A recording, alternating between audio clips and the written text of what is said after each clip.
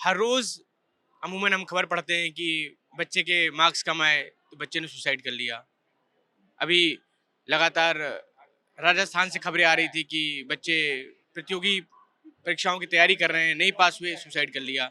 School में पढ़ाई का प्रेशर है, नंबर कम आए, परसेंटेज कम आए, पेरेंट्स ने डाँट दिया, बच्चे ने सुसाइड कर लिया, ये डिप्रेशन में चला गया। तो मैं कोशिश कर रहा था उन किताबों को ढूँढने की जो बच्चे रिलेट करते हैं, बच्चे उसको पढ़ेंगे तो पॉजिटिविटी आएगी। तो इंग्लिश की एक बुक मेरे सामने पड़ी, white quotes, wild hearts, adventures in medicine, mischief and melody from the mystical 70s। ठीक है, ये किताब मैं अमूमन इंग्लिश की बुक से बचता हूँ क्योंकि बॉस कहते हैं इंग्लिश कमज़ोर है तुम्हारी, ज़्यादा कम पढ़ा करो। तो मैं ये बुक में खोल रहा था, मैं अचानक एक बुक में 24th पे एक है, अ व्हिफ ऑफ स्मोक, पान दुकान। ये युवा रिलेट करेंगे, पान की दुकान, मतलब हम लखनऊ से हैं तो लखनऊ में बैठने का अड्डा, पान की दुकान। तो हमने सोचा कि किताब, तो हमने प्रकाशक से बात कर रहा था कि कौन है लेखक। तो इसके लेखक हैं रघुवीर सिंह रंधावा, डॉक्टर रघुवीर सिंह रंधावा। वो यहीं पे थे, उनसे मुलाकात हुई, बात करी। मैं समझना चाहूँगा रघुवीर जी से कि क्यों एक पुस्तक लिखने की ज़रूरत पड़ी और क्या कौन किसको ये बात बताना चाह रहे हैं, अपने कौन से मैसेजेस किसको देना चाह रहे हैं? रघुवीर जी, पहले तो आपको आपकी पुस्तक के लिए बहुत बधाई, शुभकामनाएँ। बहुत बहुत धन्यवाद। ये मैं पुस्तक के बारे में थोड़ा बताएँ हमें पहले तो। हाँ, ये पुस्तक जो है मैंने जब लिखी है, तो असल में ये कहानी मैं सब अपने बच्चों को सुनाता था। तो वो मुझे कहते पापा अब रोज हमें बोर कर रहे हैं, अब तो 100 बार हो गई, तो अब ऐसा करें कि ये लिख दे। तो मैंने कहा ठीक है मैं लिख देता हूँ। तो लिखने में ये किताब आ गई। तो इसमें जो लिखे हैं एपिसोड्स हैं एनेक्डोट्स के तौर पे, तो उसमें मैंने जिक्र किया है कि कैसे कि बच्चे जो हैं जब पढ़ते हैं, मेडिकल कॉलेज की पढ़ाई इज़ वेरी डिफ़िकल्ट, तो उसको पढ़ते पढ़ते वो तंग आ जाते हैं, थक जाते हैं, स्ट्रेस हो जाता है। अब वो टेंशन में है, वो कैसे दूर करें? वो एक तो तरीका है कि ड्रग्स में चले जाएं, लेकिन वो तरीका गलत है। तो इसमें वो चैलेंज है कि नहीं, ऐसे नहीं, थोड़ा स्पोर्ट्स में जाओ। तो इसमें हम कैसे खेलते थे, हॉकी, फुटबॉल, क्रिकेट, कैरम, तो इंडोर गेम्स भी आउटडोर गेम्स भी उनका जिक्र है। तो फिर हम जाते थे ट्रैकिंग पे। तो वो मैं सबको ले जाता था कि चलो भाई चलते हैं, शिमला चले गए, मनाली चले गए, कुल्लू चले गए, धर्मशाला चले गए, जोगिंदर नगर चले गए। और वो इन बजट और स्ट्रिक्ट था कि वहाँ कोई शराब नहीं पिएगा, जो आम तौर पर हॉस्टल के बच्चे करते हैं। तो ये स्ट्रिक्ट था कि मेरे साथ जाना है तो नथिंग ऑफ दैट सॉर्ट। तो वो कहते ठीक है यार, तू जहाँ चलेगा हम चलेंगे और इससे हम गुरेज करेंगे। तो ये एक तरीका था कि उनको एक हेल्दी एनवायरनमेंट में ले जाके और हम वहाँ पर 5 दिन लगाए और वापस आके फिर पढ़ाई में जुट गए। तो वो हमें एक चांस मिल जाता था खुश होने का। तो that is one of the ways जिससे कि आप अपने आप को खुश रखते हुए स्ट्रेस से बचते हैं। तो ये इस तरह के स्ट्रेस बस्टर्स मैं इनको कहता हूँ, वो यूज़ करते थे। अब कई बार वहाँ हॉस्टल्स में जो है कई कई लोग ड्रग्स लेते हैं। तो जैसे इसमें एक इंसिडेंट है, एक लड़का हमारे पास आया, वो पूरा टुन था। तो वो कहता ये गोली खा लो, हमारे टाइम पे मैंड्रिक्स की गोली चलती थी। तो मेरा फ्रेंड कहता ट्राई करें, मैंने कहा नो मैं तो नहीं लूँगा। कहता मैं देख लेता हूँ। तो उसने आधी गोली ले ली, कुछ नहीं हुआ। फिर उसने कहा यार कुछ नहीं होता, आधी और ले ली।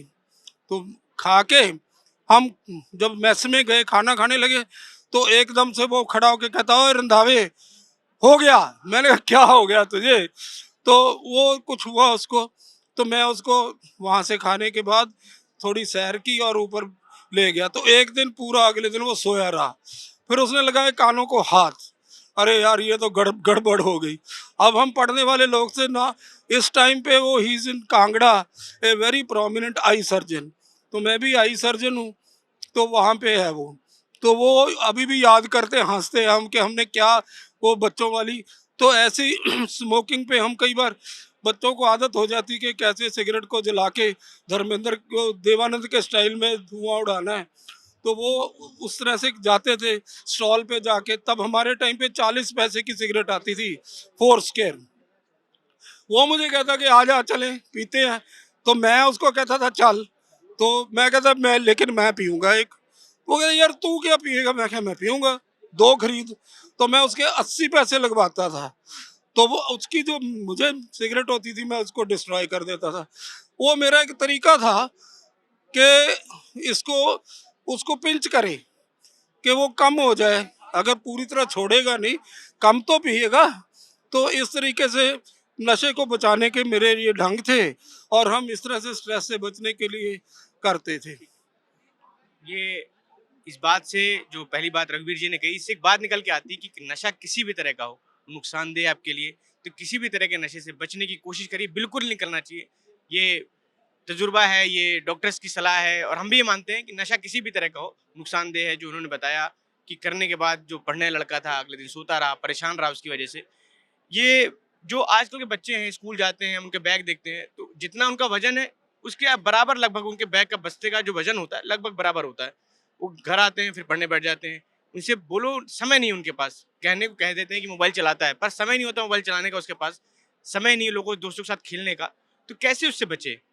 ये जो समय की बात है ना, ये जो घड़ी है इसको फेंक दो, हुँ। तो फिर समय ही समय है। नहीं, लेकिन इतना काम है, स्कूल का इतना होमवर्क है, मैं कैसे? हाँ देखो, स्कूल का काम है लेकिन अगर आप इसको ऑर्गेनाइज्ड वे से करेंगे, एक स्ट्रक्चर्ड वे से करेंगे तो काम हो सकता है। हुँ। हम भी पढ़ते थे, हम भी स्कूल में भी पढ़ते थे, घर आके हमारा हॉस्टल था तो बुक्स हमारी हॉस्टल में ही क्लासरूम में पड़ी रहती थी, वहाँ भी पढ़ना पड़ता था, लेकिन हमें काफ़ी टाइम मिल जाता था खेलने का। आजकल वो खेलते नहीं हैं, उनको लगता है अगर खेलने चले गए तो पढ़ाई रह जाएगी। हुँ।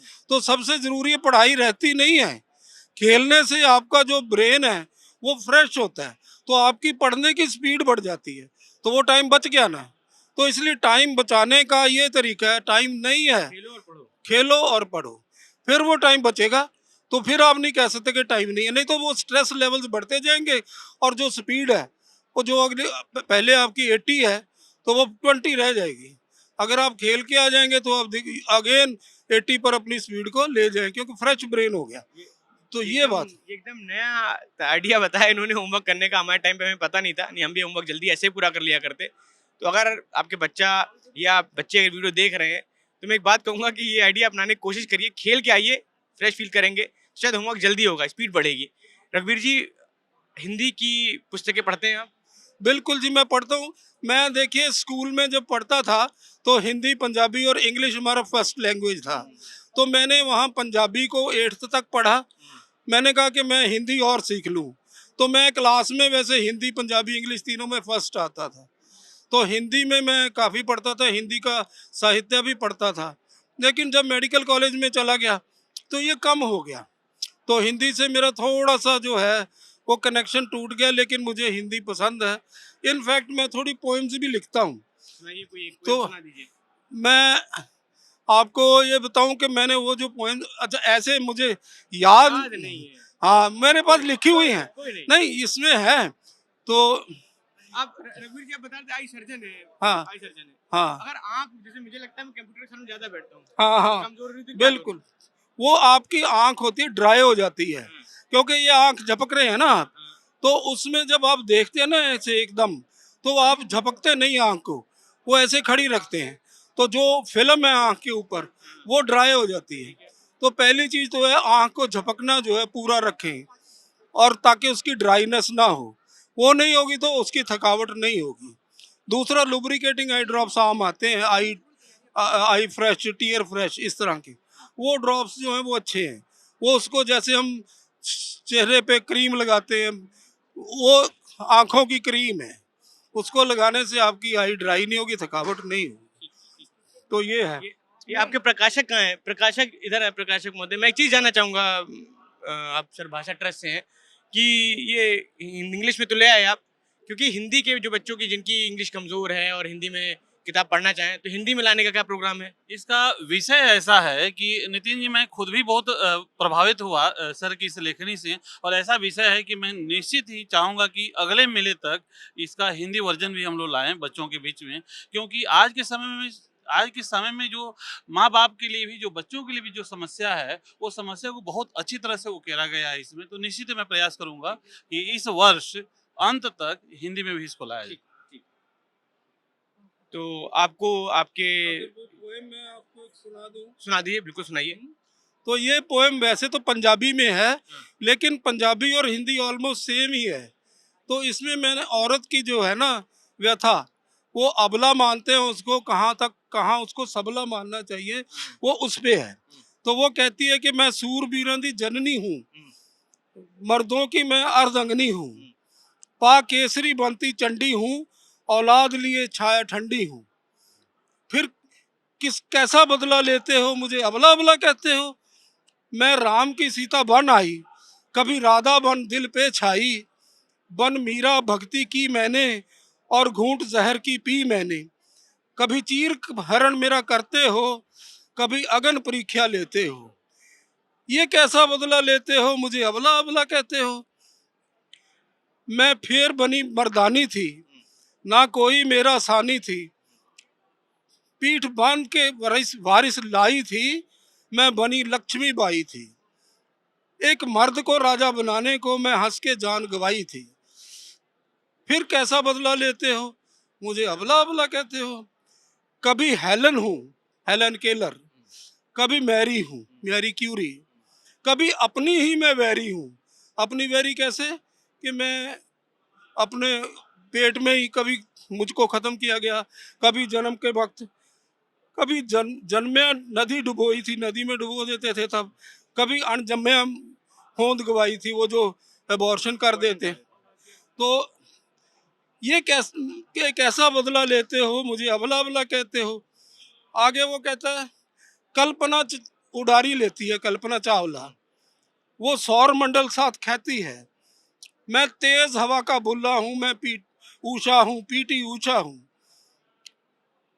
फिर कैसा बदला लेते हो, मुझे अबला अबला कहते हो। मैं ये आपने जो कविता सुनाई, मैं एक चीज कहूंगा कि देखिए, एक कविता से रघुवीर जी ने कितनी सारी सामाजिक समस्याओं को, महिला की समस्या तो रखी, उसके साथ कितनी सामाजिक समस्याएं हैं, अबॉर्शन, लड़कियों के साथ अत्याचार, उनका उत्पीड़न, अपनी कविता के माध्यम से रखी। रघुवीर जी, आपको इस पुस्तक के लिए बहुत बधाई, और हम चाहेंगे कि भी इंग्लिश में, हिंदी में भी आए।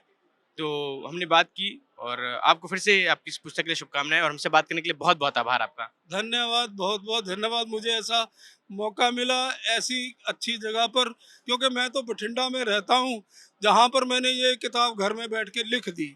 मुझे नहीं पता था कि एक दिन ये यहाँ तक पहुँचेगी, और यहाँ आपके साथ मुलाकात होगी, और ये ऐसे लेवल पर पहुँच जाएगी। बहुत बहुत हाँ, धन्यवाद।